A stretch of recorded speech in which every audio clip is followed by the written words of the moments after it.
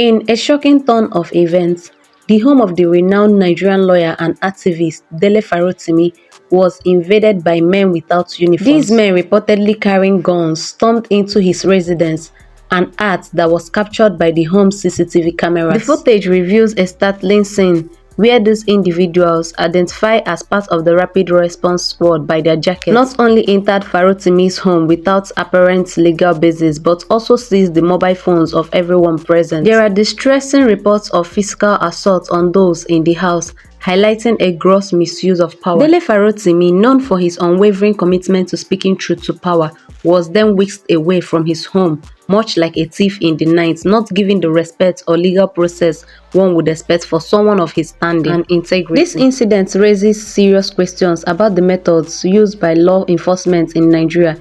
If someone feels wronged by defamation, the appropriate recourse is through civil legal proceedings, not by employing tactics that seem more fitting for a state under siege. Why resort to such aggressive measures when the courts are established to handle such disputes with dignity and due process? The treatment of Dele Farotimi suggests a troubling trend where voices of the people are silenced, not through debate or law, but through intimidation and force. Because he was here on Friday last week. Then I was telling our spirit that you should not allow any stranger to be staying around here or to park any vehicle here. But I was telling him that because it's good for a security purpose. And this thing that just happened just a recent, my boss sent me that I should go and buy some sweet for her, and I came back. The our boss sent me to go and I came back. I meet my boss in the office. He now said that he wants to eat. Let me go and buy food for him. Then I wanted to come down. He came down from the steps. He now just enter from the backyard and hit me. I said I should not talk anything this and that. He now point a gun on me. I was very scared. He now pushed me that I should tell him direct to our real boss. That is why I just get there. As I just get there, he was slapping me, maltreating me that let my boss bring his safe so that if not, they will deal with me here. Then my boss was very scared that he don't want anything to hurt me. He now stand up and say, okay, let them take everything that they need. They now even collected my phone.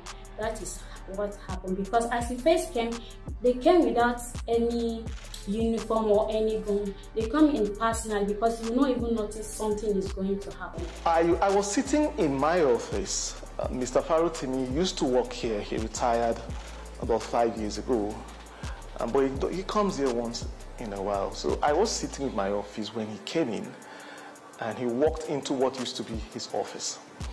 And while he was there, I was walking, and then I heard this commotion.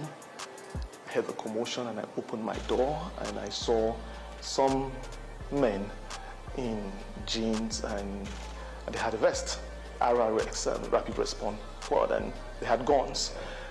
And one of them walked towards me and said, "Give me your phone." And I said, "Why do you want my phone?" And he said, "I'm going to shoot you, give me my phone." And he took my phone from me, and then I followed him, trying to inquire. Yes, he threatened to shoot me. Okay. So I walked towards him, inquiring, "Who are you? What?" And he said, then he raised his gun and said he was going to shoot me if I come near him.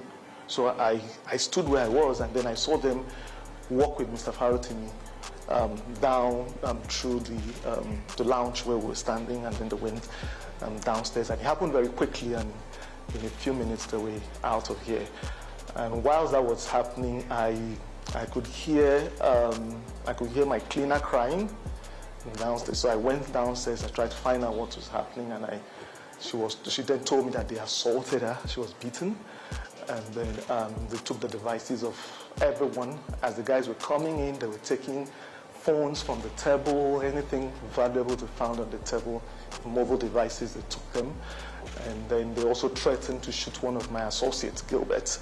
In fact, at the point they asked him to follow them outside, and they threatened they were going to shoot him. And in fact, one of them, even from what I hear, was telling the other that she shoot him. That was what Gilbert told me, and then, but they didn't. Thankfully, nobody was shot, and they walked away. So that's the much that I know. I can speak to what happened here today because I witnessed.